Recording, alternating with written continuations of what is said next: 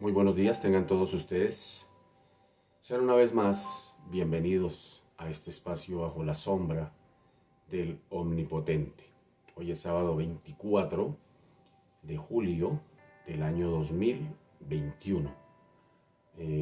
Bienvenido, bienvenida. Damos gracias al Señor por permitirnos poder ver un nuevo día, poder haber descansado, poder haber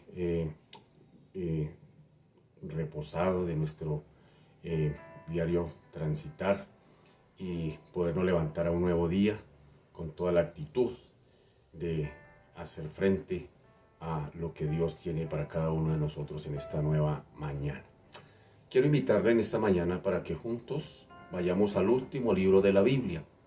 El último libro de la Biblia, vayamos a Apocalipsis y vamos a reflexionar en algo que estamos estudiando los jueves en las noches.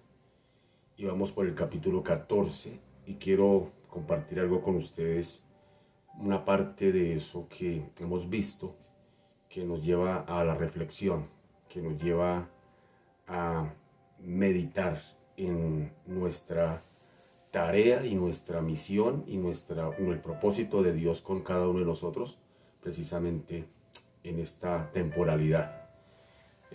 Apocalipsis capítulo 14. Y no sin antes decirle que Apocalipsis, cuando se habla de Apocalipsis, muchos como que se asustan, ¿no? Muchos, ay, no hablen de eso, ¿por qué no nos comparte más bien un proverbio, un salmito bien bonito y todo eso chévere?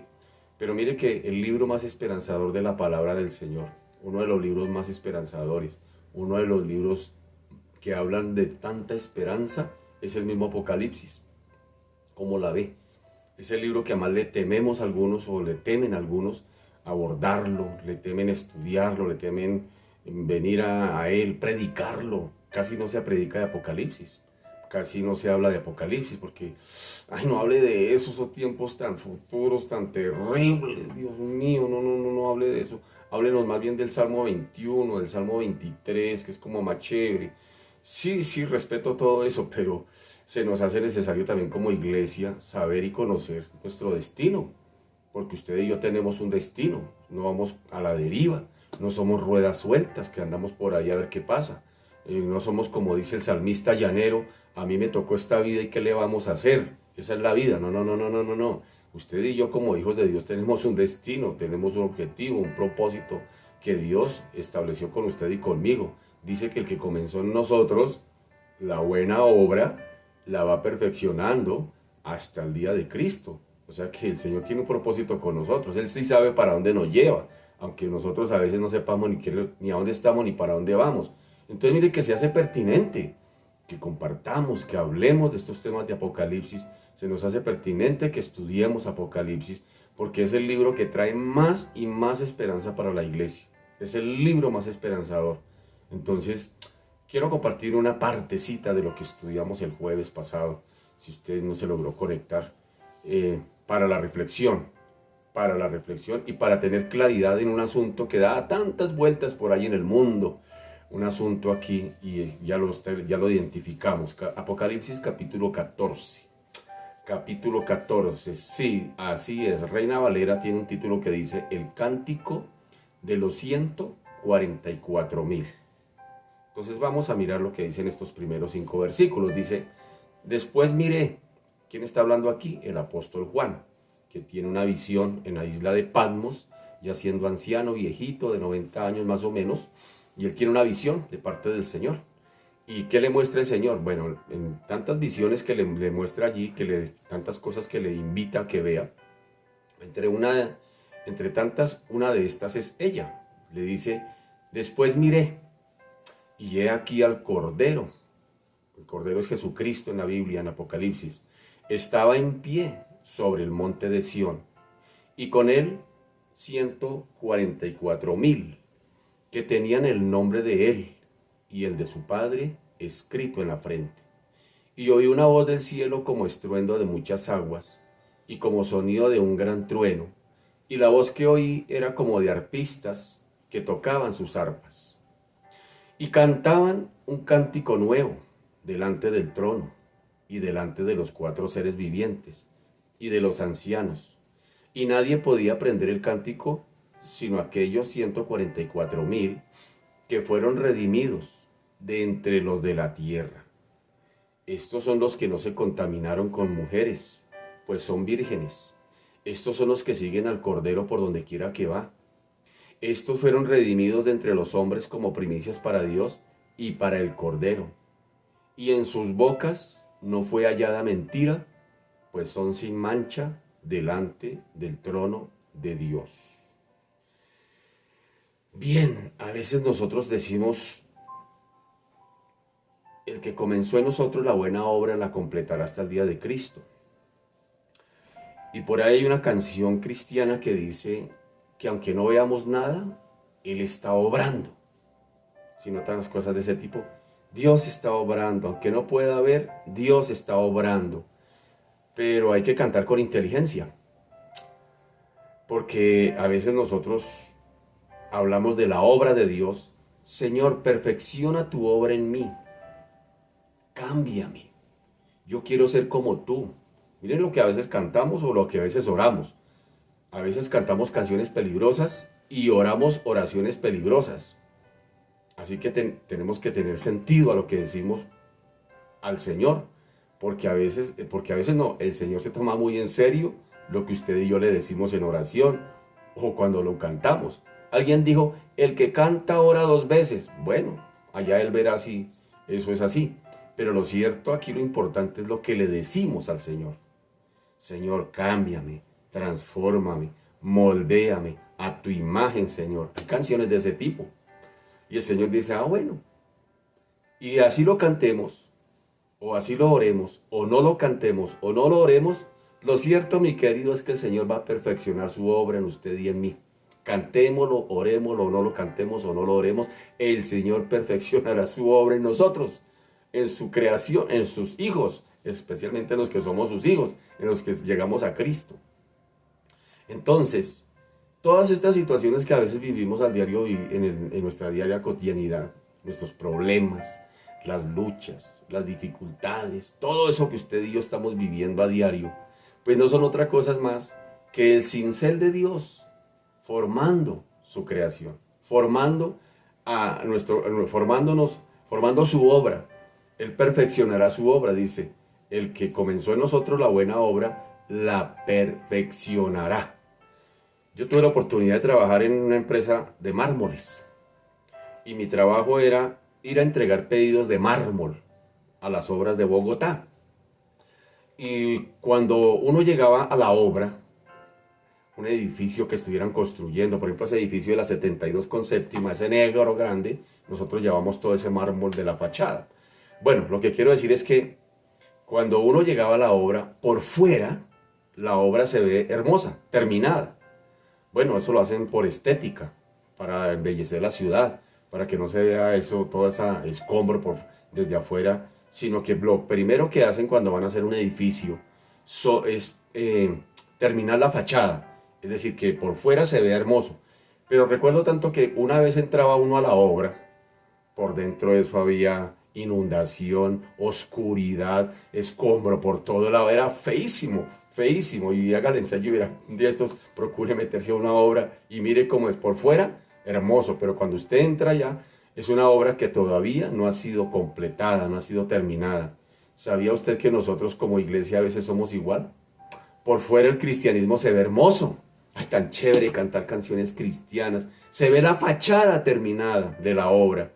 Ay, tan chévere uno ir a la iglesia, tan bonito la coinonía con los hermanos, tan chévere saberse uno la Biblia, tan bonito estudiar y conectarse por las mañanas en la sombra del Omnipotente. Ay, tan bonita que la vida cristiana, es que tan bonita la palabra. Pareciera que apenas es una fachada que se muestra, pero definitivamente por dentro hay una obra que todavía no está terminada. Así como las obras de nuestra ciudad, como le acabo de decir. Yo creo que es la mejor figura que le puedo dar. Yo tuve la oportunidad, como le dije, de entrar a esas obras grandes de Bogotá, edificios grandes que se construyeron y como le cuento, por fuera era la fachada terminada, por estética, por embellecimiento a la ciudad, pero una vez se entraba a la obra, por dentro estaba todo lo que realmente estaba sucediendo. Es decir, todavía no había luz, había situaciones de escombro por todos lados, reguero, desorden por todos lados. Y así pareciera que es el pueblo de Dios. Por fuera el cristianismo es una fachada hermosa. Venir a Cristo es chévere, porque uno pensamos que se nos van a solucionar los problemas, que ya no vamos a sufrir, que ahora todo es bonito, que el Señor nos lleva en copos de algodones para el cielo, que no lo tenemos que sufrir. Sin embargo, hay una obra que no ha sido completada. Así como la obra de nuestros edificios tiene que ser terminada, pues la obra que el Señor comenzó en usted y en mí, aunque por fuera se vea hermosa, tenga apariencia de hermosura, pues realmente por dentro hay muchas cosas que el Señor tiene que trabajar en nosotros. Nuestro carácter, sí Señor, eso que no se ve, nuestro carácter, nuestro temperamento. Él tiene que moldearnos al carácter de Cristo. ¿Y qué va a usar? Pues hermano, los problemas, la lucha, las dificultades que tenemos que vivir todos los días de nuestra vida, hasta que entendamos y comprendamos y nos humillemos delante de Dios y reconozcamos que lo necesitamos. Dijo Pablo, todo el que invoque el nombre del Señor sería salvo. Invocar precisamente significa eso, reconocer que soy frágil, que soy imperfecto, que Dios todos los días está poniendo su cincel en mí y me está formando y me está perfeccionando hasta el día de Cristo, porque Él al cielo no va a llevar cosa inmunda, ¿no dice la Escritura? Él al cielo no nos va a llevar como somos. Hay quien dice y alega, dice, es que yo soy así y de malas porque Dios me ama así. Así me ama el Señor y yo soy así y así me ama el Señor. Pero yo le tengo una noticia, sí, el Señor te ama y te ama tanto que no te va a dejar así, te va a hacer mejor cada día. Cada día va a plasmar más su carácter en usted, que es lo que no quisiéramos. Uno no quisiera hablar de estas cosas. ¿Qué tiene que ver esto con los 144.000 que acabamos de leer de Apocalipsis 14? Bueno, pues esos 144.000, pues permítame explicarle un poquitico así a grandes rasgos. Pues Juan comienza viendo una visión allí. Ve que está el Cordero y 144.000 en el monte de Sión, dice. Algunos entienden esto como una anticipación de el milenio. Ay, el milenio, eso tiene que ver con el milenio. Porque se nos está nombrando a Sión, y Sión aquí significa la Jerusalén terrenal, o haciendo que esa Sión es Jerusalén, la nueva ciudad. Sin embargo, se usa el término para referirse a la Jerusalén celestial. Y ya que estos 144.000, dice aquí en el texto, están delante del trono. En el versículo 3 dice que están delante del trono. Y parece más bien natural entender a Sión como la ciudad celestial.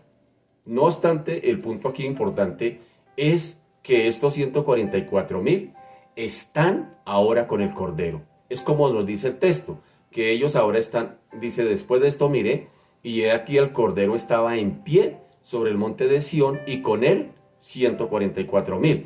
Pero cuando leemos el versículo 5 dice, y en sus bocas no fallada mentira, pues estos están, pues son sin mancha delante del trono. ¿Sí notan los lugares? Del trono de Dios. Entonces, a grandes rasgos para resumir, estos 144.000, pues son 144.000 que nos hablan en el capítulo 7. En el capítulo 7 nos habla de 144.000 sellados. Y son 144.000 judíos. De 12.000, ahí dice el texto claro, aquí no hay que darle ninguna otra interpretación.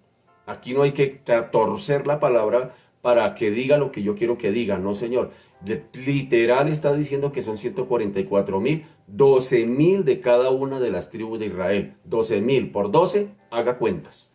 144.000. Y dice que fueron sellados. ¿Sellados por qué? Para guardarlos de las situaciones que ellos tienen que vivir durante el periodo de la gran tribulación. Es decir, cuando el anticristo aparezca, cuando la iglesia ya esté con el Señor en el cielo. Pero estos 144.000 tienen que predicar aquí en la tierra. Y tienen que ser sellados para guardarlos aún de los mismos juicios de Dios que va a lanzar sobre la tierra en aquellos días. Tienen que ser guardados, porque tienen una misión. ¿Y cuál es la misión? Predicar el evangelio por todo el mundo. 144.000 sellados. Entonces son 144.000 judíos que sencillamente el Señor los va a sellar para ponerlos en una misión aquí en la tierra. Ese sello quiere decir que los guarda, que los va a proteger, los va a guardar. Sin embargo, o sea, el anticristo no los puede matar, los va a guardar hasta que ellos cumplan la misión aquí en la tierra. Pero ya aquí en Apocalipsis 14, ya no están en la tierra, ahora están en el cielo. Ahora están delante del trono de Dios. Ahora están en otro lugar. Ahora han sido redimidos. ¿Qué tiene que ver eso con nosotros? Dirá usted. Pues tiene que ver mucho. Tiene que ver mucho porque estos 144,000 dice que son primicias. Miremos algunas cosas importantísimas que están acá. Dice en el versículo 3, cantaban un cántico nuevo delante de ¿qué? Del trono. ¿Sí nota dónde están? Y delante de de los cuatro seres vivientes. Aquí los cuatro seres, mire que son una diferencia entre esos 144,000 son diferentes a los cuatro seres vivientes y a los ancianos. Y dice, y de los ancianos. Los cuatro seres vivientes, ya lo hemos explicado, representan todas esas figuras espirituales, angelicales, que están en el reino de los cielos, todas las huestes angelicales que están en el reino de los cielos, y de los ancianos representan la iglesia redimida. Sí, Señor, usted y yo cuando el Señor venga a llevarse su iglesia, cuando venga a sacarla de este mundo, cuando sea el rapto. Entonces mire que están los 144,000, hay un cántico nuevo, están los 144,000 en ese cántico, están las huestes angelicales en el cielo cantando y también está la iglesia redimida. ¿Sí nota? ¡Qué tremenda esperanza! ¿Qué están cantando? ¿Se imagina ese coro? Dice que están cantando un cántico nuevo. ¿Y cuál es la razón por la que están cantando? Hermano, porque ahora sí, como dicen por ahí, han parado de sufrir. Hemos parado de sufrir. Ya terminó el sufrimiento. Sí, ya terminaron los dolores en los huesos. Sí, ya nadie se nos va a morir. Sí, ya no nos vamos a enfermar. Sí, ya no nos van a botar del trabajo. Sí, ya no va a haber escasez. Sí, ya todo ahora va a ser son la antesala al mundo soñado que vendrá. Por eso cuando dice, después miré y he aquí el Cordero estaba en pie en el monte de Sión, posiblemente es la Jerusalén celestial, pero dice que estaban los 144,000 allí también con él. Y no sin antes estar las huestes angelicales con él y la iglesia redimida que representan los ancianos aquí con él. Imagínese ese coro que va a haber allí. Imagínese cómo va a ser ese coro si dice Juan en el versículo 2, oí una voz del cielo. ¿De dónde? Del cielo, como estruendo de muchas aguas por la potencia y como sonido de un gran trueno. Se oye la potencia, pero también el sonido apacible. ¿Se acuerda de Elías? Y la voz que oí era como de arpistas que tocaban con sus arpas. Entonces imagínese la escena. Ellos no van a desentonar. Serán el grupo de alabanza que no desentona. Serán el grupo de alabanza que van a ver, que son 144,000 con todos los ángeles y con toda la iglesia allí redimida, los ancianos, cantando todos a un solo coro, cantando un cántico nuevo. Y la razón es porque hemos sido y nos incluimos redimidos. Pero hay una razón para llegar allí. Hay una ruta de entrada.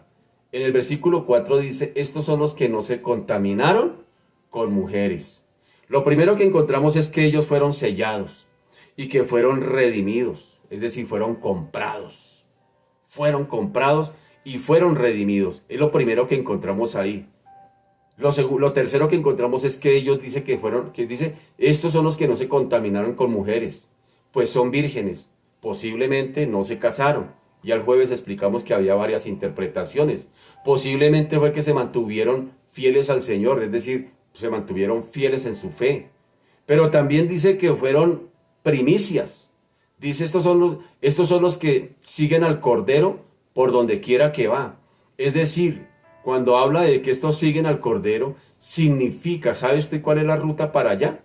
Dice, estos son los que no, versículo 4, estos son los que no se contaminaron con mujeres, pues son vírgenes. Pero lo cuarto que dice, estos son los que siguen al Cordero por donde quiera que va. Es decir, el Señor les marcó el paso. ¿Y no le parece por ahí conocido cuando el Señor dijo, si alguno quiere seguir en pos de mí, ¿cuál es la ruta a seguir? Sí, Señor, la ruta a seguir es la cruz. ¿Sí nota? Por eso el Evangelio, mi querido, no es para ser feliz. El Evangelio es para ser como Cristo. Esto es lo que la iglesia del Señor no queremos entender. No queremos hablar de estas cosas. Nos da temor pararnos en un púlpito a hablarle a la gente de estas cosas. De pronto la iglesia se va y los diezmos no entran. hermano, se hace necesario y pertinente. Y mi responsabilidad como predicador del Evangelio es decirte las cosas como son.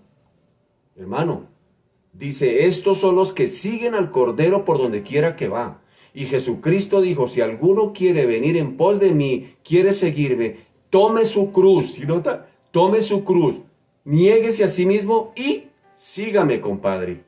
Aquí no está, el Señor no está presentando otra cosa. Es más, a muchos o a varios se les dijo, sígueme. A Mateo se le dijo, sígueme. A Pedro le dijo, sígueme. A un discípulo desconocido el Señor le dijo, sígueme. Las zorras tienen guaridas, las aves de los cielos nidos, pero el Hijo del Hombre no tiene dónde recostar su cabeza. ¿Qué evangelio te vendieron? Es la pregunta. ¿Qué evangelio te vendieron? Porque si te vendieron el evangelio de que pare de sufrir, de que tú raspas y ganas, oras y el Señor te solucionó los problemas, de que ya no tienes que pasar por luchas y pruebas, de que ahora todo va a ser color de rosa, hermano, te tumbaron. Te tumbaron, mi querido, porque ese no es el evangelio de la cruz. El evangelio de la cruz me dice que si quiero seguir al Señor tengo que estar dispuesto a negarme a mí mismo y morir, estar dispuesto a la misma muerte, estar dispuesto todos los días a sufrir. El mismo Señor dijo, en el mundo tendréis aflicciones, pero confiad, yo he vencido. El mismo Señor dijo, el que no aborrece padre, madre, hermanas, hermanos, aún su propia vida, no puede ser mi discípulo. Es que la Biblia es clara. Pero a nosotros nos da temor hablar de estas cosas. Nos da temor pararnos en un púlpito a predicárselo a la iglesia. Pero hermano, vuelvo y repito, es mi responsabilidad y cada uno elegirá y decidirá qué creer.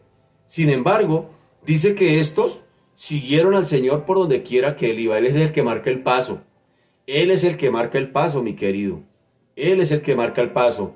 Para poder llegar allá, la meta es el trono de Dios. Es la meta. Pero para poder llegar allá hay una ruta y la ruta es la cruz. Estos son los que siguen al Cordero por donde quiera que va. Estos fueron redimidos de entre los hombres como primicias para Dios. Oiga, primicias para Dios. ¿Primicias qué es? Los primeros frutos. Es decir, ellos son los primeros frutos de una cosecha abundante que estará en la presencia del Señor. ¿Y cuál es la cosecha abundante? Sí, Señor, todos aquellos que hemos creído en Cristo. Y dice que son primicias para Dios y para el Cordero. Ahora note la expresión que varias veces me está diciendo Apocalipsis. Está comparando a Jesús con un cordero. Oiga, un cordero es manso. Un cordero es sumiso. Él se deja llevar a la muerte sin poner resistencia. Y me está hablando de un cordero que es quien va a venir a tomar los reinos del mundo, pero me está hablando de cordero. El cordero inmolado, dice Juan, allá en Apocalipsis 5, donde dice que era el único digno de desatar los sellos. Él era el único digno, como cordero inmolado. Pero él no está diciendo que era un cordero inmolado, sino un cordero como inmolado, hace un símil. Es decir, qué tremendo eso, que quien nos va a venir a redimir tiene la actitud de un cordero. Luego no es el Hijo de Dios, luego no es el Rey de Reyes y Señor de Señores, pero dice que él, allá en Filipenses 2, dice no escatimó ser igual a Dios, se despojó de todos sus derechos que tiene como Dios para venir a redimirlo a usted y a mí, y comprarlo a usted y a mí. Ahora cuando habla de redención aquí, está hablando de compra, y es una compra que no costó cualquier cosa, su propia sangre, para venir a redimirlo a usted y redimirme a mí. Así que, verso 5 dice, a continuidad, que definitivamente en ellos no fue hallada mentira. Y qué tremendo es hablar verdad en un mundo lleno de hipocresía. Este mundo está plagado de hipocresía. Por todo lugar pulula la hipocresía. Sí, Señor, aún en el cristianismo hay hipocresía. Por todo lado hay hipocresía, hermano, falsedad. Por todo lado usted no encuentra verdad, no encuentra personas veraces. Y qué difícil es porque dice, en sus bocas no fue hallada mentira, pues son sin mancha delante del trono de Dios. Y óigame bien, esta será la meta final. Esta será la obra que el Señor querrá plasmar en usted y en mí. Es decir, que seamos sin mancha delante del trono de Dios. ¿A dónde es que nos vamos a presentar? ¿A dónde es que nos vamos a presentar el día que el Señor venga por usted y por mí? Delante del trono. y los que están delante del trono cantarán, dice por allá, creo que es en el capítulo 5 o 4. Es en el capítulo 4 de Apocalipsis. Permítame mirarlo rápidamente. Están los 144,000 y está usted y yo, los sellados. Sí, Señor. Allá. ¿Para dónde es que vamos? Al trono del Señor. ¿Y qué vamos a hacer? Recuerda que yo le dije que los ancianos aquí en Apocalipsis representa a la iglesia redimida. Pues mire lo que dice Apocalipsis 4:10. Dice, y los 24 ancianos se postran delante del que está sentado en el trono y adoran al que vive por los siglos de los siglos y echan sus coronas delante del trono, diciendo, Señor, digno eres de recibir la gloria, la honra y el poder, porque tú creaste todas las cosas, por tu voluntad existen y por tu voluntad todas las cosas fueron creadas. Ahora, ¿dónde es que están los 24 ancianos, los 144,000? ¿A dónde es que va a estar usted? Porque también aquí en el versículo 13 nombra a los ancianos, la iglesia redimida. Dice, estos son los que están sin mancha delante del trono de Dios. La obra completa del Señor es que usted y yo seamos sin mancha delante del trono de Dios. Efesios capítulo 5 dice que Él vendrá por una iglesia sin mancha y sin arruga, mi querido, para presentársela a sí mismo una iglesia gloriosa. ¡Ja! ¿Sí nota? Tremenda tarea que tiene el Señor por hacer. Todavía no somos producto terminado. Todavía no somos producto terminado, mi querido. El Señor, a través de ese problema que estás pasando, está tratando con usted. Está puliendo allí. Está formando cada día. Está quitando esas manchas. Está quitando esas arrugas. Lo está planchando, mi querido, para que cuando Él venga por su iglesia, pueda presentársela a sí mismo una iglesia gloriosa, sin mancha y sin arruga. Oiga, todavía hay mucho por hacer. Mucho por hacer. Entonces mire que cantar, por ejemplo, canciones como aunque no pueda ver, está sobrando. Aunque no pueda ver, está sobrando. ¿Qué sentido le pones a ese coro? Yo no voy nada contra la alabanza, pero ¿qué sentido le estás dando a ese coro? A veces nosotros decimos, sí, Él está obrando, Él está solucionándome el problema. Él me está solucionando el problema. No, mi querido, Él está obrando. Él está plasmando su carácter en usted y en mí. Y está usando de esa circunstancia para formarlo. Hermano querido, hasta que nosotros no entendamos esa verdad, mi querido, pues vamos a sufrir. ¿Por qué sufrimos? ¿Por qué nos duele? Porque todavía no hemos entendido la dinámica que el Señor usa en usted y en mí. Ese es el Evangelio, se lo presento. El Señor dijo, si alguno quiere seguirme, tome su cruz. Yo no veo otra cosa que el Señor esté prometiendo a los que le quieran seguir. Yo no veo otra cosa, mi querido. Yo no veo otra cosa en la Biblia que el Señor esté diciendo, el que me quiera seguir ahora sí va a tener una buena vida. A Pablo se le dijo y se le advirtió a través de Ananías. El Señor le dijo, instrumento escogido me es este, y le es necesario padecer por causa de mi nombre. Y en el Sermón del Monte que estamos predicando en la iglesia estos últimos domingos, el Señor dijo, bienaventurados, dichosos, felices, cuando los vituperen por causa de mi nombre. Ahí está, mi querido, más claro no puede ser. Entonces, pues la invitación es, hermano, a permitir que el Señor siga poniendo a su cincel. ¿Duele? Duele. Claro que sí. Claro que sí, hay muchas cosas que uno no puede entender. Que uno dice, pero ¿por qué si yo le sirvo al Señor? ¿Por qué estoy pasando por esta enfermedad? ¿Por qué estoy viviendo esto que estoy viviendo? No lo entiendo, Señor. No lo entiendo. Voy a hacer un ayunito para que Dios me libre de eso. No, mi querido. El Señor sigue haciendo su tarea.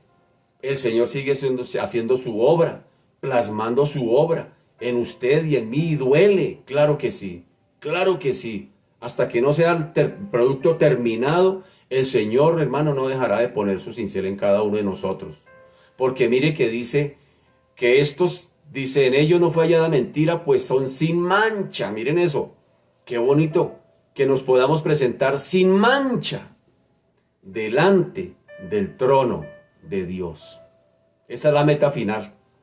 Esa es la meta final. Ese último renglón del versículo 5 del capítulo 14 de Apocalipsis, esa es la meta final para usted y para mí como creyentes.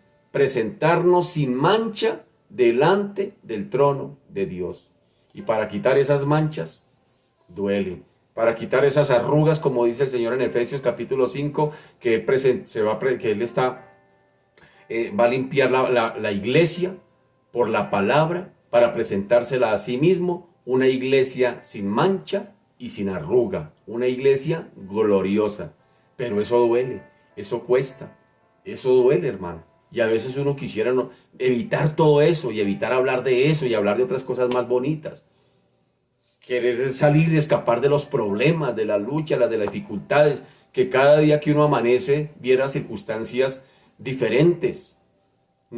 Es difícil despertar uno y ver que todavía el problema está ahí, que siguen las situaciones, que cada día de mal en peor, que cada día el problema se hace más grande, que cada día las circunstancias son más difíciles, y por más que oro, y por más que busco al Señor, y por más que ayuno, es que la oración y el ayuno no es para solucionar el problema, la oración y el ayuno es para hacernos más como Cristo, que es lo que a veces no queremos entender. La oración y el ayuno es para que el Señor plasme ahí en esa presencia suya, donde nos rendimos totalmente al Señor y decirle: Señor, definitivamente no aguanto más, aquí estoy, siga haciendo su obra, sígala tallando, y muy seguramente nos evitará o nos quitará o pasará este problema que estamos viviendo. Pero mi hermano querido, allá la fila es larga, ahí vienen otros haciendo fila detrás. Salimos de una y nos metemos en otra, porque el Señor son los cinceles que el Señor estará usando para pulirnos, para formarnos, para quitarnos las manchas, porque es sin mancha que nos vamos a presentar delante de Él. Cosa inmunda no entrará. Mire que dice: estos son los que en esto no se halló mentira. ¿Quién es el padre de mentira? Satanás. Satanás. ¿Y cómo va a obrar y está obrando en este mundo? A través de la mentira, del engaño, haciéndole creer al mundo que lo que está bien es malo y que lo que está mal es bueno. ¿No dice así? Hay a los que le llaman bueno, a lo malo le llaman bueno, y a lo malo le llaman bueno, y a lo malo bueno. El engaño, puro engaño. Entonces la gente cree estar bien, dice: no, yo estoy bien así porque voy a la iglesia, yo estoy bien así porque hago unas cosillas para el Señor, yo estoy bien así. Ese es el engaño que le quiere hacer creer Satanás a la gente. Pero Dios, que es especialista en pulir lo suyo, pues hermano querido, Dios tiene que empezar. Es decir, cuando Dios te compró a ti y me compró a mí, nos compró como un diamante, digámoslo así, en bruto, que tiene que ser pulido. Les decía al principio que yo trabajé en una empresa de mármol y llevaba mármol a esas obras. Y tuve la oportunidad de conocer el mármol en roca. Cuando usted ve por ahí por las carreteras unos carros grandes que llevan unas piedras grandes, uno dice: oiga, ¿y el carro con esa piedra para dónde va? ¿Será para partir la panela o qué? Que llevan una piedrota grande. Pues eso es un bloque de mármol. Un bloque de mármol en bruto que lo sacan de la mina y lo llevan precisamente a la planta para cortarlo, para pulirlo, para brillarlo, para sacarle lo que está dentro de ese bloque que no se ve a simple vista. Oiga, así somos nosotros los cristianos. Así somos nosotros. Somos un bloque que el Señor tiene que empezar a pulirnos. Y si yo creo que eso se le llamaba el chapón, a esa piedra grandota se le conocía como el chapón. Entonces vamos a ponerla en el chapón allá para cortarla, para pulirla, para que sean unas máquinas gigantes y ruidosas para hacer ese trabajo, para llevar el mármol, producto terminado, al baño de su casa, al piso de su casa, a la fachada de su casa, a la cocina de su casa. Ya cuando usted ve ese mesón de mármol dice: uy, qué bonito, pero detrás de todo eso hay un proceso. ¿Y cuál es el producto terminado en el Señor? Versículo 5 del capítulo 14 dice: estos son los que están sin mancha delante del trono de Dios. El Señor tiene que quitarnos todas esas manchas, hermano. Y si tiene que pasarnos por el dolor, pues aleluya, gloria a Dios. Porque cosa inmunda no entrará a su cielo. Así de sencillo es. Así de sencillo es. A nadie le gusta que le prediquen de esto, hermano querido. Gracias a Dios porque usted no se ha desconectado. Yo pensé que se me iban a desconectar. Y no, ahorita empiece a hablar y solo más de uno se va a desconectar. Pero gloria al Señor. porque usted está receptivo. Porque está receptivo, hermano. Se hace necesario que conozcamos todas estas cosas. Le dije hace un momento, Apocalipsis es el libro que trae más esperanza en la Biblia. Si usted quiere tener temor, lea Mateo 24. ¿Quiere tener temor? Lea 1 Tesalonicenses 4. Sí, eso sí le da más temor a uno, porque Dios mío, que no me vaya a quedar, que no me vaya a quedar. Pero Apocalipsis, hermano, trae mucha esperanza. Mucha esperanza para la iglesia, para el pueblo de Dios. Que Dios nos ayude, que seamos sensibles en medio del dolor. ¿Qué está haciendo el Señor en nosotros? ¿Qué está puliendo? ¿Qué está quitando? ¿Qué mancha está quitando? ¿Qué quiere el Señor enseñarnos a través de ese problema que estamos viviendo, de esa circunstancia? Te has hincado delante de Él y te lo has preguntado allá sola, le ha dicho, Señor, no entiendo por qué estoy pasando por esta situación. Le ha dicho, a solas con Él. Y el Señor te ha mostrado qué es. Pues hermano, esto que acabo de traerle a usted de los 144,000, el Señor me despertó esta mañana con esa inquietud. Decir, oiga, sí, a veces uno despierta y quisiera que todos los problemas hayan acabado. Pero cuando usted se da cuenta al avanzar el día, los problemas crecieron peor. Ayer alguien me preguntó, ¿y cómo va usted, hermano, ahí con sus dolencias? Le dije, ay, voy de mal en peor. Ay, hermano, eso es falta de fe, dirían otros. Eso es falta de fe pensar así. Declare la palabra, declare victoria, prosperados, bendecidos y en victoria. No, hermano, no, eso no es falta de fe, hermano. Eso no es falta de fe. Porque precisamente se necesita fe para tener fe. Y precisamente la fe, hermano, es asumir los problemas, las luchas y las situaciones desde la perspectiva de Dios. ¿Qué quiere hacer Dios conmigo en esto que está haciendo? ¿Por qué me está pasando por esto? ¿En qué me está doblegando? ¿Qué quiere quitar? ¿Qué mancha quiere quitar de mí? Que hay cosas que no le agradan a Él, que las quiere quitar y me está permitiendo esto que estoy viviendo precisamente para eso. Entonces te quiero invitar en esta mañana, no a que le ores al Señor para que le solucione ese problema, yo también tengo. Orémosle al Señor, ¿qué está haciendo en nosotros? Más bien pregúntale allí. Pregúntale, Señor, ¿qué quieres? ¿Qué estás haciendo conmigo a través de esta situación? ¿Qué estás formando en mí? Y ríndete a Él. Ríndete a Él. Deja que Él siga pasando su cincel. Lo bonito de todo es que su mano amorosa no nos va a causar daño ni dolor. Dice que a los que amamos a Dios, no dice todas las cosas nos ayudan para bien. Qué bonito es predicarlo, qué bonito es declararlo y qué bonito es cantarlo. Ay, los que amamos a Dios, todo me sirve para bien. Pero hermano, cuando empezamos a pasar por el molino de Dios, allá es donde no quisiéramos. Es donde no quisiéramos. Señor, púleme, fórmame, transfórmame. Ah, bueno, el Señor dice, entonces espera un momentico. Y tal vez ese problema que tú estás viviendo y esa lucha que estás viviendo en esta mañana, pues sea respuesta a oraciones que has hecho antes. Tal vez en algún momento tú le dijiste al Señor, transfórmame, cámbiame, renuévame, renuévame. Y el Señor, ahí está, esto puede ser respuesta. Eso que tú estás viviendo, eso que yo estoy viviendo, eso que la iglesia está viviendo del Señor hoy en día, puede ser respuesta a oraciones o canciones que hicimos otrora, en otro tiempo, y que tal vez no nos acordamos. Tal vez son respuestas, ¿sí ve? Que a veces las respuestas del Señor no propiamente vienen siempre en papel regalo, a veces vienen en papel toalé. No quisiéramos, pero esas son las respuestas del Señor. Lo único cierto de todo esto es que el Señor no ha dejado de amarnos. Él te ama porque Él dice que a sus hijos, al que ama, lo disciplina. Y recibe a todo aquel que tiene por hijo, lo disciplina porque lo ama. Porque al que no lo disciplina, dice que no lo tiene por hijo, sino por abortivo. Entonces, hermano, sepámonos amados por el Señor. El Señor quiere hacerte mejor, más de lo que eres. Por eso ya no sigas diciendo, sí, Él me ama así como soy. Sí, Él te ama así, pero te va a hacer mejor, no te va a dejar así. Porque Él dice que no entrará cosa sin mancha, o dice que nos presentaremos sin mancha delante del trono de Dios. Y quitar esas manchitas duele. Amado Padre, en esta mañana nos presentamos delante de ti. Gracias, Señor, Dios de los cielos. Por eso Apocalipsis dice que es el libro de la revelación.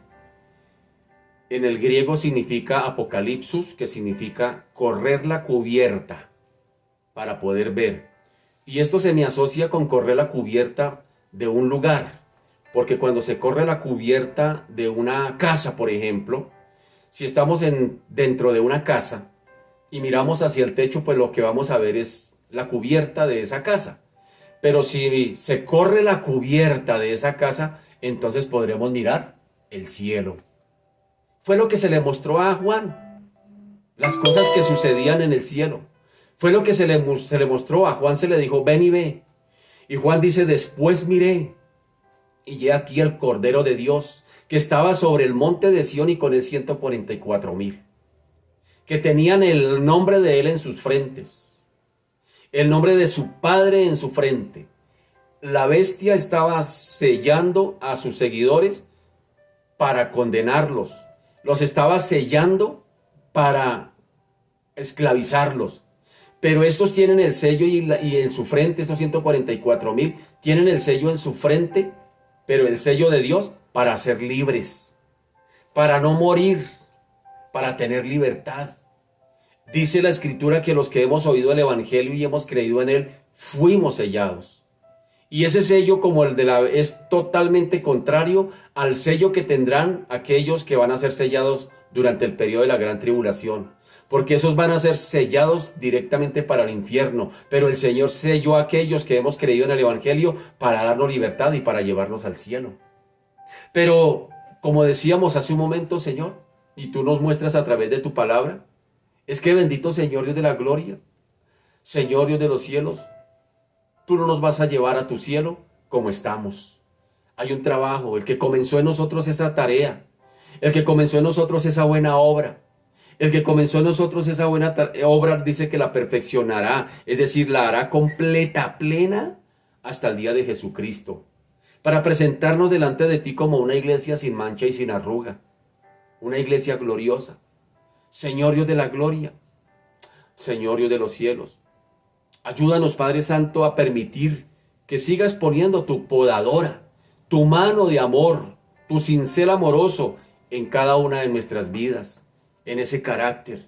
Hoy nos humillamos delante de ti y hoy, Señor, más que hacer reclamos, hoy más que decirte, Señor, pero ¿por qué si yo te sirvo? ¿Pero por qué si yo voy a la iglesia? ¿Pero por qué si yo oro? ¿Pero por qué? Más que reclamarte, Señor, llévanos a redireccionar nuestra forma de dirigirnos a ti y pedirte más bien, Señor Dios de la gloria, o permitir, Señor Dios de los cielos, que pongas tu mano poderosa sobre nuestras vidas, porque tu mano no nos causará daño, aunque nos cause un poquito de dolor. Señor Dios de los cielos, hoy, Señor, nos presentamos delante de ti, con nuestras luchas, con nuestras dificultades, con cada situación que estamos viviendo. ¿Sabías tú que hay cosas que son consecuencia del pecado, pero hay cosas que son prueba? Dice Santiago que la prueba produce paciencia, que es una característica del carácter de Cristo, la paciencia. No porque Él sea impaciente, no porque Él esté desesperado, así, mira, ya a ver qué hago con este mundo. No, sino que es una característica que se quiere replicar en todos sus seguidores, en todos aquellos que dicen ser discípulos, en todos aquellos que quieren ser como Cristo. La paciencia, la facultad de poder tener dominio propio sobre las circunstancias adversas. Señor Dios de la gloria, ayúdanos, bendito Señor Dios de los cielos, a permitir que tú sigas obrando. El que comenzó en nosotros la buena obra, aunque no entendamos muchas cosas, Señor. Hay cosas que no se pueden entender, pero hay cosas que si te las preguntamos, bendito Señor, tú te encargarás de mostrarnos. Es decir, aquel que viene con la disposición de que Dios le abra su corazón y le muestre por qué está viviendo ese problema, el Señor muy gustosamente lo hará. Muy gustosamente le dirá, mira, hijo, ¿estás viviendo esto? Por esto y por esto, porque quiero formar esto en ti y porque quiero quitar esto de ti. Tal vez el Señor esté tratando con nuestro orgullo y nos esté permitiendo pasar esas cosas para que definitivamente reconozcamos que solos no podemos, que lo necesitamos. Dice Pablo que todo aquel que invoque el nombre del Señor sería salvo. Invocar significa precisamente eso, reconocer que lo necesitamos, que no podemos. Y hay cosas que nosotros, señores de la gloria, no queremos rendir delante de ti. Somos orgullosos por naturaleza y hay cosas que no las queremos rendir. Y tú tienes que tratarnos, bendito Señor, machacarnos, bendito Señor, la vid, o mejor, las aceitunas, para que produzcan el mejor aceite, tienen que ser machacadas, machacadas, machacadas. Y si las aceitunas pudieran definitivamente quejarse, dirían, ay, ay, ay, ay, ay, ay, para producir el aceite de oliva, el aceite más saludable. Así pasa con el pueblo de Dios. Tendremos que ser machacados, tendremos que ser molidos, tendremos que ser allí pulidos, podados, para que definitivamente tú puedas sacar lo mejor de cada uno de nosotros, bendito Señor. En la prueba, Satanás querrá sacar lo peor de nosotros, que nos desanimemos, que reneguemos contra Dios, que nos peleemos con Dios, que ya no oremos, que ya no busquemos del Señor. Eso es lo que busca Satanás, como padre de mentira. Pero me llama la atención que el texto aquí en el versículo 5 dice, en sus bocas no fue hallada mentira, pues son sin mancha delante de Dios. Hay dos cosas especiales, la mentira y sin mancha. Satanás querrá sacar de ti el viejo hombre, lo peor, el engaño, la hipocresía, la religiosidad, que aparentes una cosa, pero que definitivamente tengas otra. El engaño, él querrá sacar lo peor de cada uno de nosotros, la blasfemia contra Dios en medio de los problemas, el quejarse de Dios en medio de las luchas. Es lo que quiere sacar Satanás, que tú reniegues, que tú te quejes, que tú te desanimes. Es lo que quiere. Pero Dios quiere sacar lo mejor en medio de los problemas. Quiere pulirnos para presentarnos delante de Él sin mancha. Qué tremendo. ¿Cuál de las dos escogemos? Es la pregunta en medio de los problemas. ¿Le damos rienda suelta al desánimo? ¿Le damos rienda suelta a la blasfemia, a la quejadera, a la quejabanza? ¿Le damos rienda suelta a eso? ¿O simplemente nos soltamos en las manos del Señor para que quite esas manchas del pecado que hay en nosotros y nos presente delante de Él así, sin mancha? Porque ninguna cosa inmunda entrará a su cielo. Esto hay que tenerlo claro. Señor, hoy simplemente, Señor, queremos reflexionar. Y te invito en esta mañana, tú que estás allí, sí, tú que estás también llorando y que tienes problemas allí, no le digas al Señor por qué, sino dígale al Señor simplemente, ¿qué estás haciendo en mí? ¿Qué estás haciendo en mí? ¿Qué quieres pulir en mí? Y muy seguramente el Señor te esté mostrando en esta mañana. ¿Estás pasando ese problema familiar? Es tal vez porque tú no has querido ceder. Es porque tal vez tú eres orgulloso, orgullosa y no has querido ceder. ¿Sabías que la mayoría de los problemas familiares es por el orgullo? Es que yo no me dejo, y yo tampoco, y yo no cedo, y yo tampoco, y yo no pido perdón, y yo por qué, si yo no fui el que ofendí. Qué tremendo, qué tristeza. Qué tristeza eso, señores de la gloria, y el Señor tiene que pulir esa parte en los hogares, hasta que no cedamos, hasta que no rindamos. Porque uno no se casa para que lo hagan feliz, uno se casa para hacer feliz al otro. Problemas familiares. Ay, hermano, ore, pastor, ore para que Dios me arregle el hogar. No, mi querido. Más bien pregúntale al Señor qué está tratando en ti, qué parte de tu carácter Él quiere que tú le rindas y que le permitas trabajar. El orgullo, somos orgullosos por naturaleza. Y el problema es no querer reconocer el orgullo. Cuando uno dice, yo no soy orgulloso, ya está demostrando que lo es. O cuando uno dice, no, yo soy humilde, está demostrando lo contrario, que es orgulloso. Somos orgullosos por naturaleza, eso está ahí impregnado en la naturaleza vieja. Y el Señor tiene que pulirla, tiene que tratarla. Y tiene que, de alguna circunstancia, de alguna manera, tiene que permitir poner su cincel en nuestras vidas. Y eso causa dolor. Si la roca de mármol pudiera quejarse cuando se montan el chapón en esas 10 cuchillas que están allá en la planta, que con agua, y empiezan esas cuchillas a trabajar, suku, suku, suku, suku, suku, suku. Yo creo que la piedra se retorcería del dolor cuando la están cortando.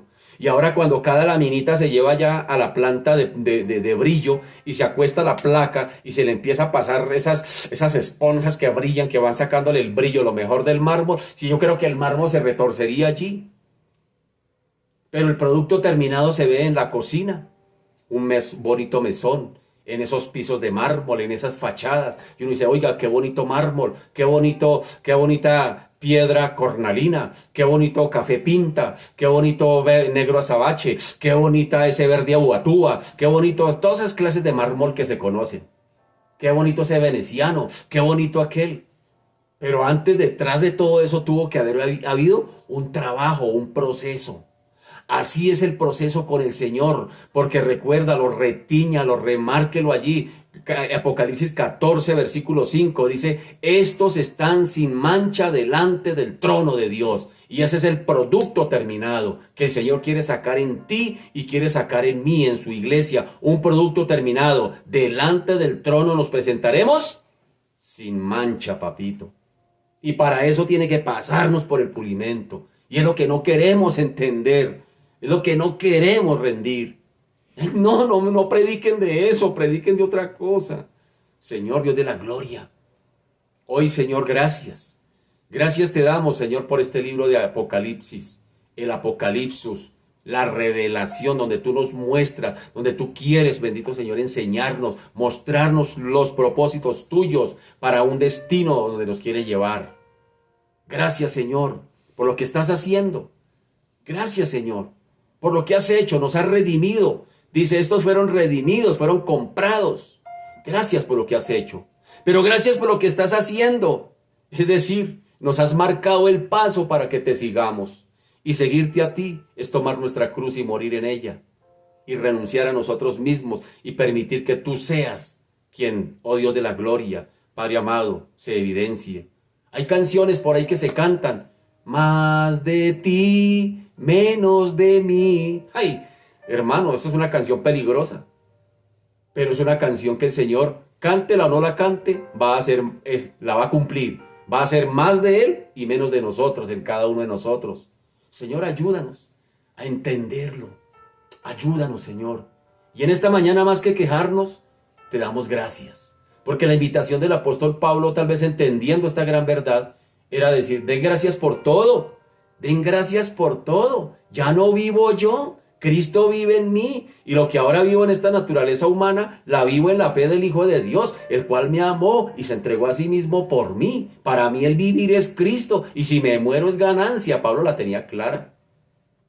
Pero Pablo también entendía la lucha que tenía y él decía, miserable de mí porque soy vendido al pecado, porque es que hacer el bien que quiero no puedo, sino que termino haciendo el mal que no quiero. Es decir, termino desagradando a mi Señor. Pero el Señor tiene que pasar su mano, su pulidora, sencillamente para formarme sin mancha para el día que me presente delante de Él. Él mismo lo dijo al final.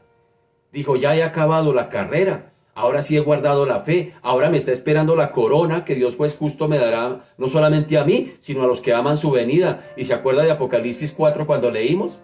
Que estaban los 24 ancianos arrojando sus coronas delante de Dios. ¿Y quiénes son los 24 ancianos en Apocalipsis? Sí, Señor, usted y yo, la iglesia redimida.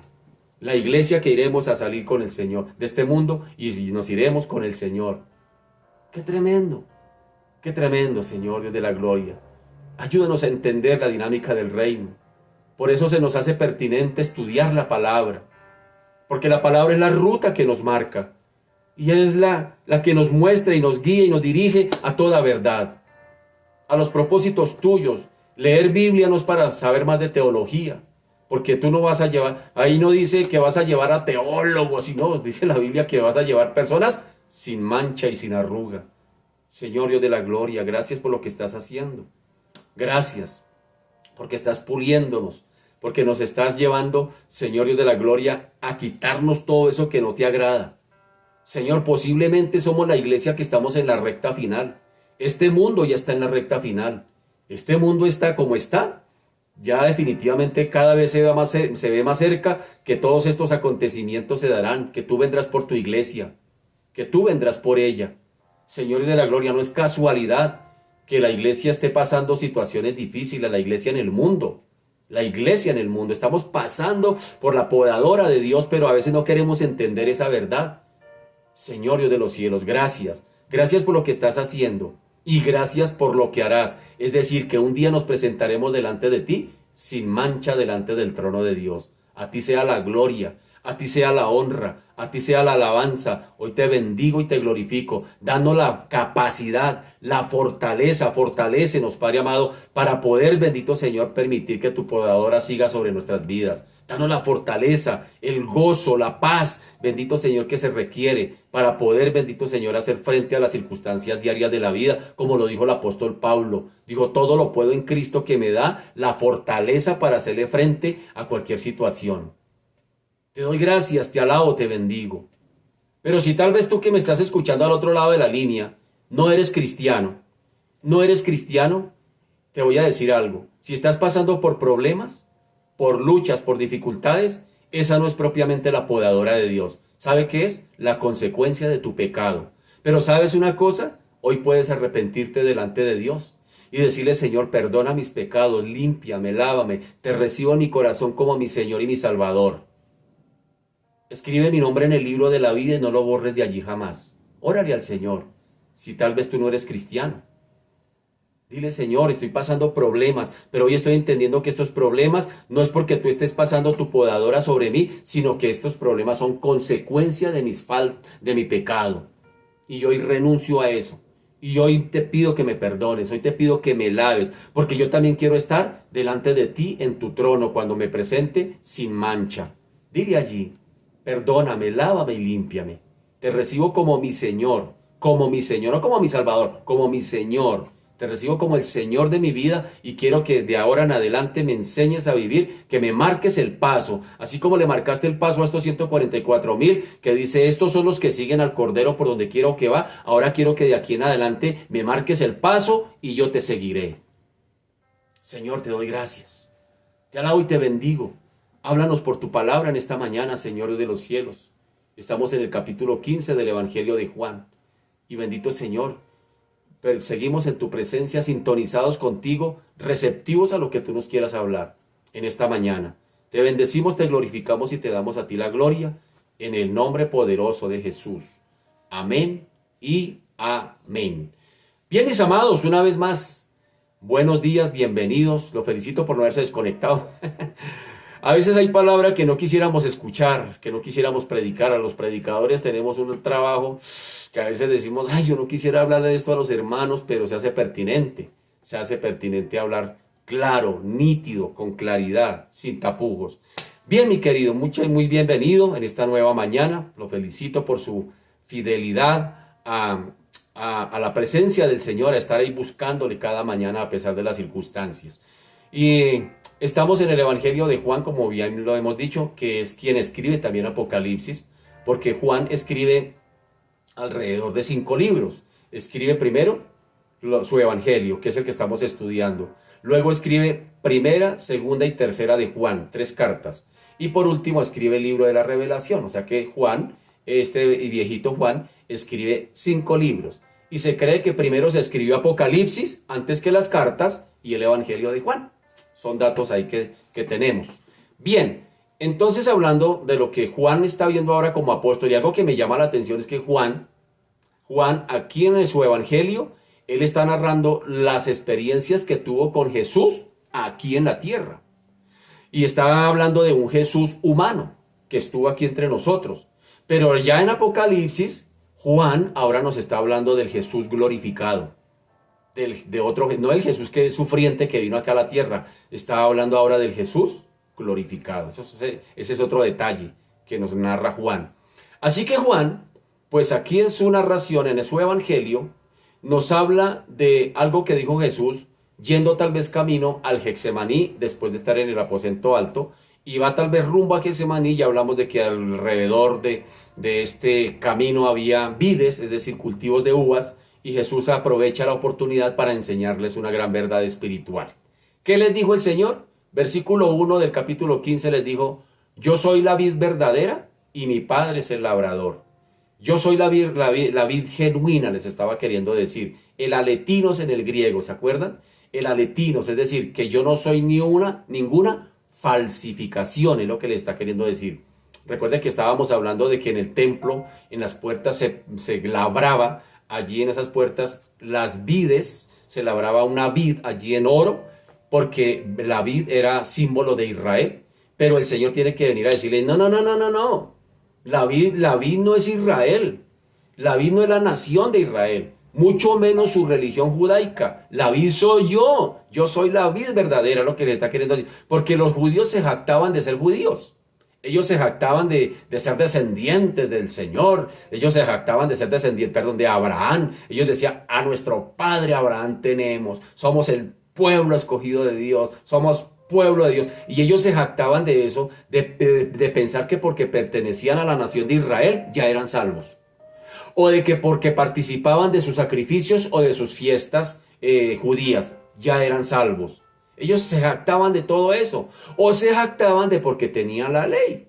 Ah, es que a mi papá Moisés le dieron la ley, nosotros somos seguidores de la ley. Entonces los judíos se jactaban de eso. Y la vid pues era representación, como el Señor en el Antiguo Testamento se había referido a Israel como una vid. Pero leímos algunos textos donde el Señor se refiere a Israel como vid, pero no una vid que propiamente esté dando uvas, sino uvas silvestres. Es decir, cada vez que el Señor se refería a Israel como David, perdón, a la vid o a Israel como la vid, sencillamente siempre era casi más que todo en sentido negativo. Pero ellos se jactaban de eso. Entonces el Señor tiene que decirle, no, Señor, es que no es la jactancia de que porque ustedes sean israelitas, judíos, que ya son salvos, o porque tienen en sus ceremonias o en las puertas del templo la figura de la vid, ya son salvos. No, yo soy la vid verdadera. Yo soy el atletinos. Yo soy la vid genuina. Yo no soy una falsificación. Es lo que les está queriendo mostrar el Señor. Pero aquí Juan nos presenta otra expresión. Dice, yo soy la vid verdadera, pero mi padre es el labrador. Así que cuando dice mi padre es el labrador, que cuando el Señor dice esto, pues esta también fue una declaración de suma importancia. En los pasajes del Antiguo Testamento y en las parábolas Jesús usó, es decir, Jesús es la vid verdadera y el Padre cuida de él. Él está diciendo, yo soy la vid verdadera, pero mi Padre es el labrador. O sea, haciendo referencia al Padre, y a Dios mismo. Y él está poniendo en la condición de una vid verdadera. Él está diciendo, mi Padre es el labrador, yo soy la vid. Es lo que está queriendo decir. Y en el Antiguo Testamento también se nos anunció que el Señor Jesucristo subirá cual renuevo delante de él y como raíz de tierra seca, en Isaías 53:12. Es decir, que cuando se habla de, cuando Jesús dice, yo soy la vid verdadera y mi Padre es el labrador, lo que está queriendo decir es, mi Padre me cuida.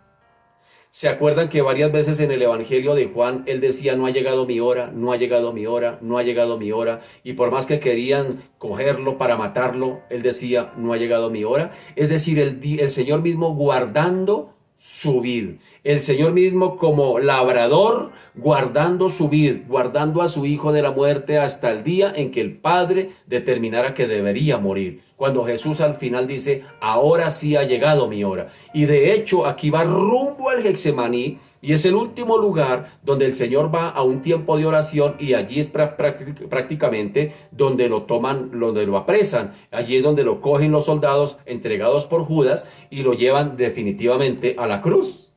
Entonces se está acercando su hora. Pero hasta aquí el Señor cuando dice mi Padre es el labrador, está queriendo decir yo soy la vid verdadera. Mi Padre es el que me ha cuidado.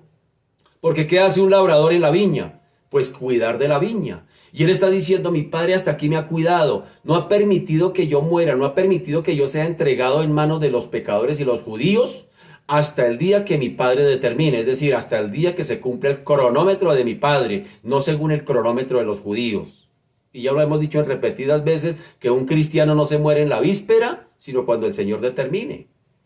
Así que pensemos en cuántas veces el Padre intervino para salvar a Jesús del diablo que quiso matarle en repetidas ocasiones que quedaron plasmadas en el Evangelio de Juan, donde varias veces venían a querer apresarlo y el Señor decía, tranquilos, no ha llegado mi hora, no ha llegado mi hora, no ha llegado mi hora. Pero cuando se estaba cumpliendo el propósito del Señor y el día y el momento señalado, es decir, el kairos significa un tiempo señalado, un tiempo específico. Es decir, Jesús no nació en los tiempos del Antiguo Testamento, Jesús vino en el tiempo señalado. Jesús vino en el tiempo de Dios, en el kairos de Dios, en el tiempo determinado, en el tiempo en que el Señor determinó que Jesús apareciera aquí en la tierra como humano. En ese tiempo fue que vino. Jesús no vino ni antes ni vino después, en el tiempo señalado, en el kairos de Dios. Así es con su muerte. En su muerte pasa lo mismo. El Señor no permitió que su hijo muriera ni antes ni después, sino en el tiempo señalado. Ese es el kairos de Dios. Así que el Padre es quien cuidó la vid. El Señor Jesucristo dice, yo soy la vid y mi Padre es el labrador. Queriendo decir, Él es el que me cuida y Él cuidó de su vid. Él cuidó de su hijo y cuidará también de los pámpanos. Yo soy la vid verdadera, mi Padre es el labrador y ustedes son los pámpanos. ¿Quiénes son los pámpanos? Los pámpanos son esas ramitas donde, yo no sé si usted ha tenido la oportunidad de ver una vid o comprar uvas. Cuando usted compra las uvas, cuando usted se va a comprar las uvas del 31 de diciembre, cuando compra las uvas, usted ve que hay unas ramitas ahí, esos son los pámpanos. Entonces mire que el Señor dice que nosotros somos esos pámpanos. Él dice, yo soy la vid verdadera, mi Padre es el que la cuida, pero si me cuida a mí, también los va a cuidar a ustedes como pámpanos, también. Así que los pámpanos o pequeñas ramas tienen que estar unidas a la vid. ¿Para qué? ¿Para qué tienen que estar unidas a la vid? O esos sarmientos que llaman en otras ocasiones. ¿Para qué? Muy bien, para llevar fruto. Para llevar fruto. Hay 3 palabras aquí, o frases, que son muy importantes y las estudiaremos a medida que vayamos desarrollando este tema.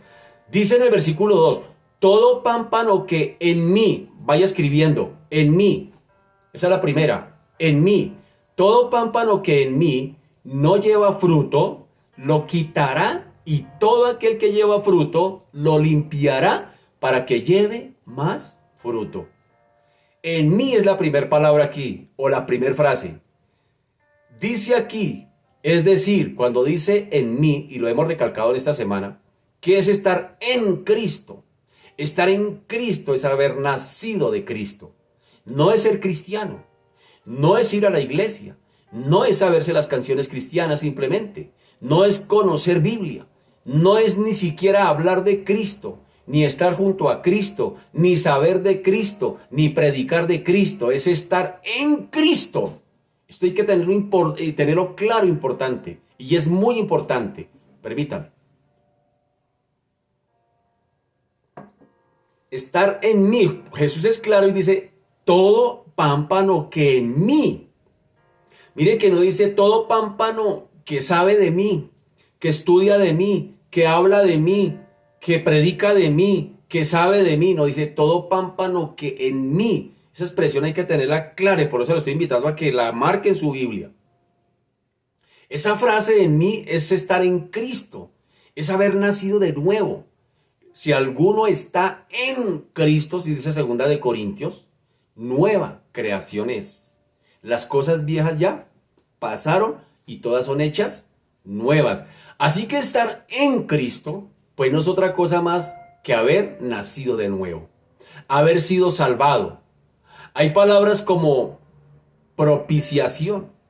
Hay que tienen su término viene de la tapa del arca o del propiciatorio, allá en el arca que estaba en el lugar santísimo en el tiempo del tabernáculo y del templo.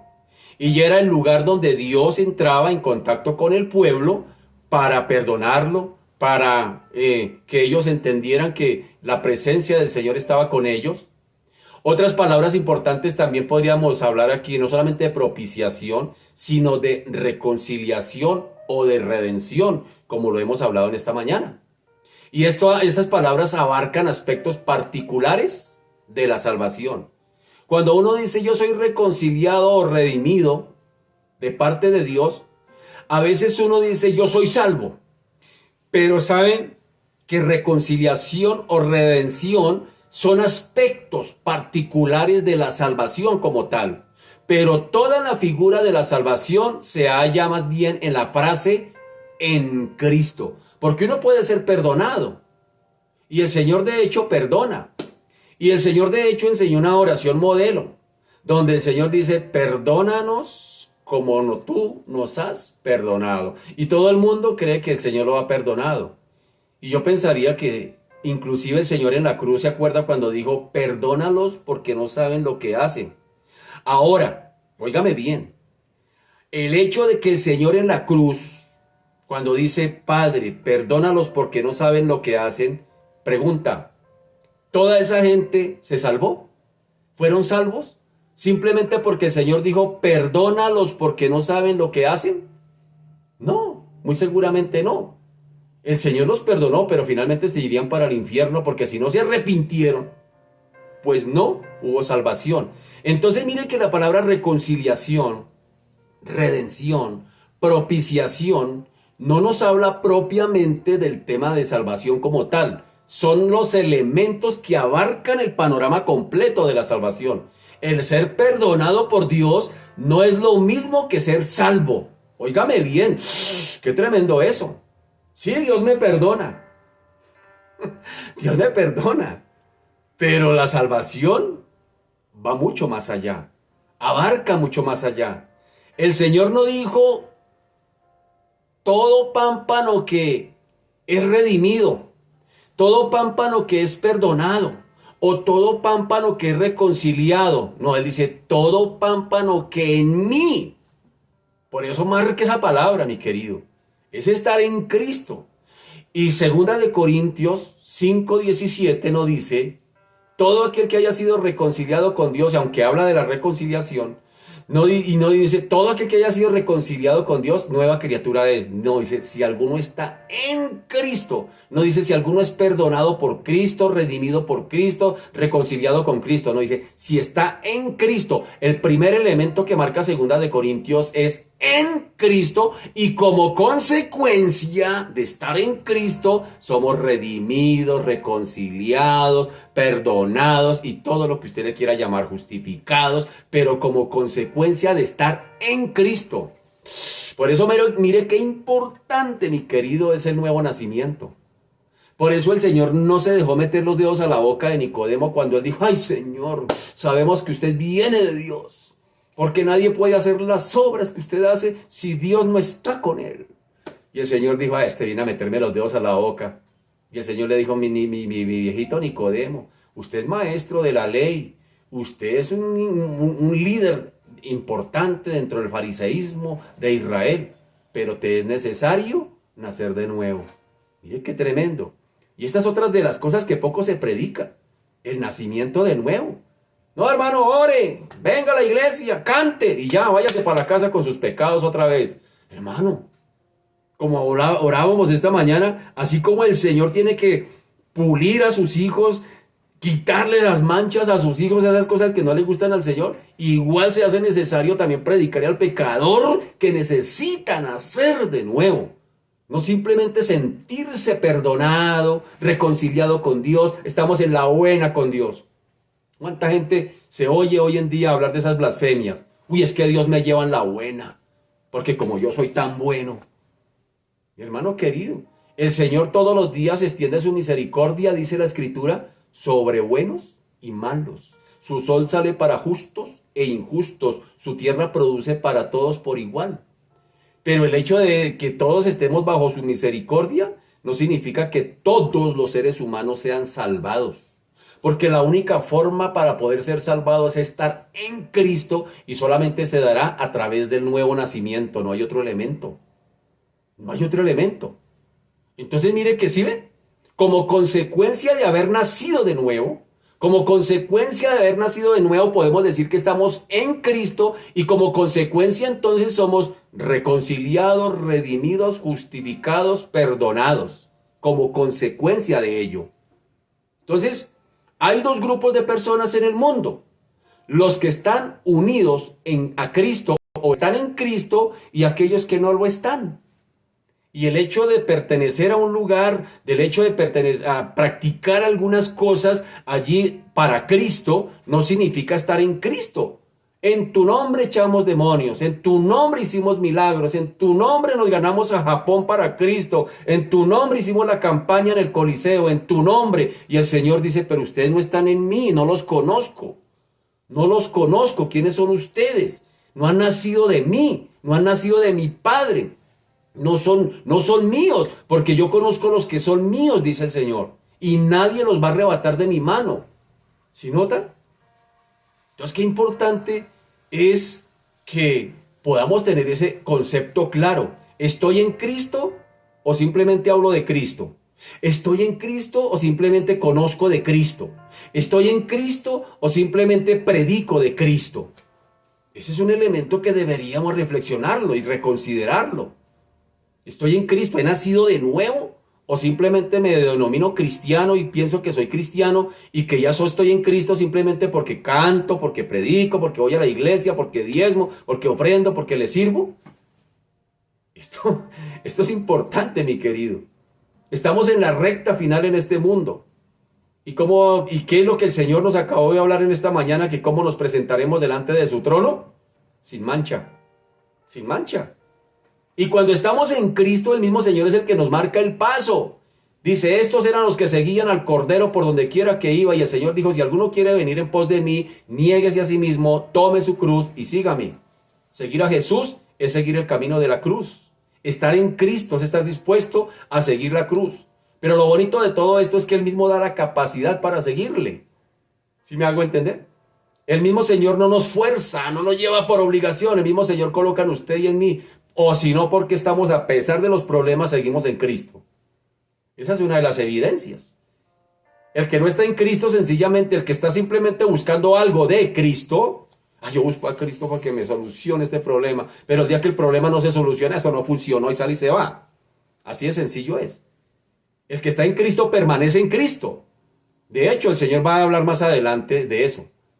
El que está en Cristo permanece en Cristo, no se desgaja de Cristo. Sigue en Cristo, continúa en Cristo. ¿Por qué? ¿Por Él? No, porque es la naturaleza de Cristo mantenerlo ahí.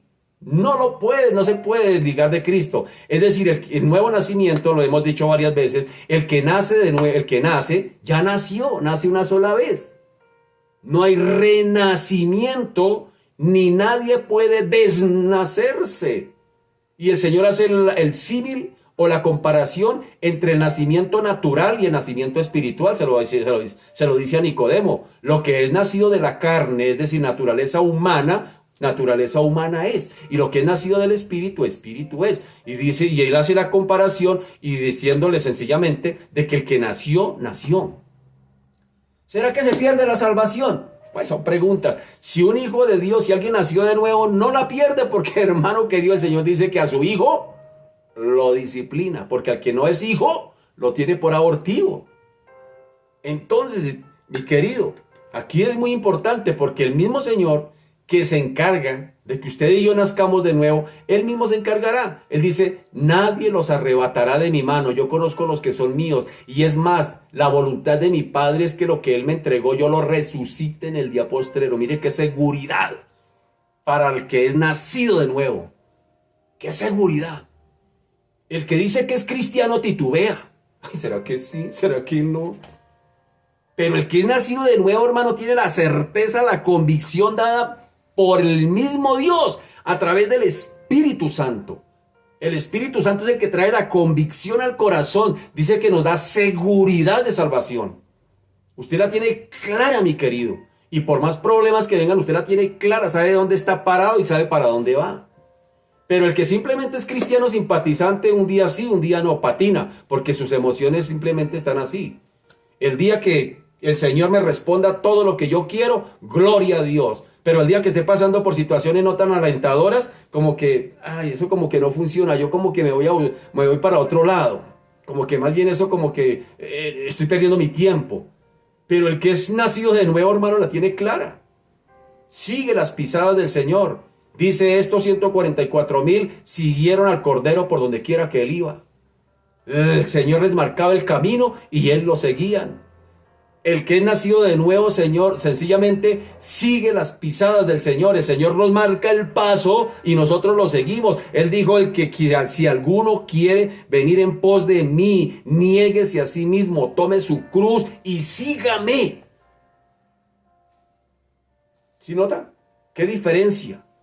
Por eso el Señor dice que el que está en Cristo, todo pámpano que en mí no lleva fruto, lo quitará. Es decir, el que no es de Él. el que es. Pero dice, pero todo aquel que lleva fruto, quiere decir que está en él, pero si lleva fruto, pues lo va a limpiar para que lleve más fruto. Y lo dejo hasta ahí, lo voy a dejar picado. Apenas voy en la introducción, mi querido. Lo voy a dejar hasta ahí, porque es lo que viene de aquí en adelante es muy interesante. Lo necesitamos saber. Lo único que hoy necesitamos saber es, ¿estamos en Cristo o simplemente sabemos de Cristo? Escuchamos de Cristo. Conocemos de Cristo. Predicamos, hablamos de Cristo. Es más, proclamamos, hablamos, predicamos de Cristo. Pero la pregunta es, ¿estoy en Cristo? ¿Estoy en Cristo? ¿Realmente soy un nacido de nuevo? ¿Realmente soy de Cristo? ¿Pertenezco a Cristo? ¿Soy nueva creación? ¿O simplemente soy un practicante de la religión cristiana? Un simpatizante. Y ya lo he dicho en otras ocasiones, mucha gente simpatiza con el cristianismo, pero no quiere nada con el Cristo del cristianismo. Porque ese Cristo del cristianismo dijo, si alguno quiere venir en pos de mí, mire que no está obligando a nadie, si alguno quiere venir en pos de mí, niéguese a sí mismo, tome su cruz y sígame. Seguir a Cristo es seguir el camino de la cruz. Ese es el evangelio verdadero. Ese es el evangelio que muchos dicen, yo no quiero seguir eso. Pero ese es el evangelio, mi querido, el evangelio de la cruz. Que Dios nos ayude, que Dios nos ayude, que Dios nos ayude. Padre, te damos gracias, te bendecimos y te glorificamos, exaltamos tu nombre, Señor, y te damos a ti la gloria. Te doy gracias en esta mañana porque, Señor, tú hablas claro, Señor, tu palabra ella misma se interpreta. No tenemos que hacer muy grandes esfuerzos para, Señor, interpretar tu palabra. Tú no nos hablaste ni por jeroglíficos, ni por acertijos, ni por adivinanzas. Tú cuando nos hablas claro, porque el más interesado en que entendamos eres tú. Y para que no haya excusa, Señor de la gloria, delante de un Dios justo, Señor de la gloria, si es que yo no entendí. No, la palabra es clara, cualquiera la puede entender. El problema es si la estamos viviendo. El problema es si la estamos practicando. El problema es si la hemos encarnado. El problema es si esa palabra está en nosotros. Es decir, si estamos en Cristo. Señor, ayúdanos. Ayúdanos a reflexionar cada día, Señor. A no determinar nuestra salvación por una fecha pasada, como lo hemos dicho en otras ocasiones. Porque la salvación no se determina por una fecha pasada. La salvación se determina por el hoy, por el ahora. ¿Estoy siguiendo al Señor un día a la vez? ¿Lo estoy buscando un día a la vez para poderlo seguir un paso a la vez? Porque eres tú quien marcas el paso, como le marcaste el paso a los 144,000 redimidos. Señor, y dice que son primicias de una cosecha mayor. Porque las primicias en el Antiguo Testamento eran los primeros frutos que se le presentaban al Señor como símbolo de adoración. Y cuando se habla de estos 144,000 como primicias, son las primicias de una cosecha mayor. Es decir, de todos aquellos redimidos en el mundo. Es decir, de todos aquellos que están en Cristo, que han nacido de nuevo. Señor Dios de la gloria, hoy oro una vez más por tantos que van a los templos evangélicos, sí Señor, cristianos, sí Señor, pero que no han nacido de nuevo.